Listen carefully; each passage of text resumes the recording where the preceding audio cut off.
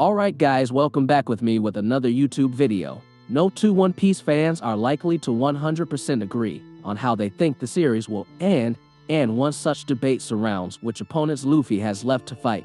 Nearly every fan agrees he'll come to blows with his arch-rival Blackbeard. Luffy's idol Shanks is another viable contender. While there's no animosity between the two, their vow to meet again kickstarted the entire series. And as one of the Yonko, Shanks is an obstacle in Luffy's path to claim the throne of Pirate King. But before we start this video, please smash that like button. And if you haven't subscribed to this channel, please subscribe and click notification bell, or you will miss future anime videos.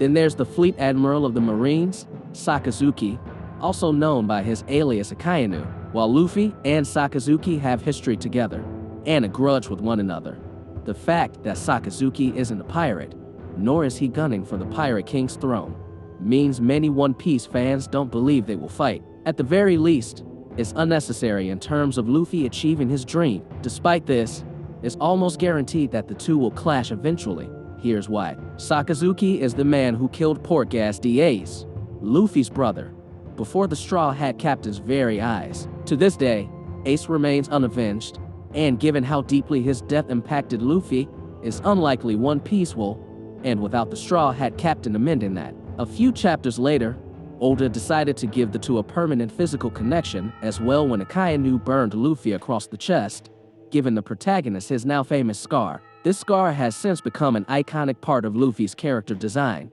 and also serves as a constant reminder of the unsettled score he has with the villain who inflicted it. 2 years later, Jinbe informs Luffy of the big changes on the world stage he'd missed during his training on Rusukana Island, Blackbeard's ascension to Yonko status, and Sakazuki's rise to the Fleet Admiral position. It's at the mention of Akainu specifically that Luffy's scar throbs, reminding readers the mark across his chest is more than just for show. Even 2 years after the Marineford arc, Luffy's trauma lingers. This scene reaffirms Sakazuki's position as a threat on par with Blackbeard, and one of the two figureheads of the current world order that need to be taken down. While we don't know how One Piece's ongoing Wano arc will end, Luffy seems set to defeat the Yonko Kaido. Some fans argue this means Luffy will be above Akainu in the series' pecking order.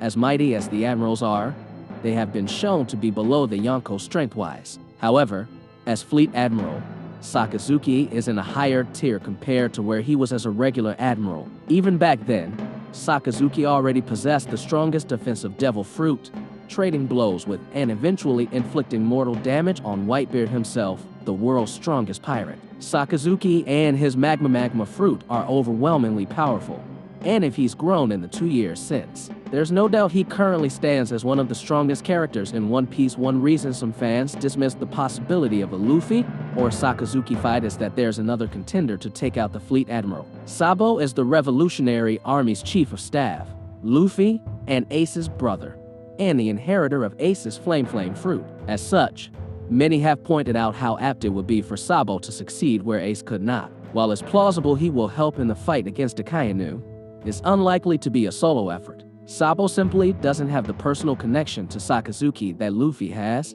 and moreover, Sabo has stated he bears no grudges for Ace's death, as it was Ace who chose the pirate's life, and all the consequences it entails. This isn't the case with Luffy, who scowls at the thought of Akainu even 2 years later. As far as he's concerned, Sakazuki is responsible for Ace's death and represents more than just the Marines' current leadership.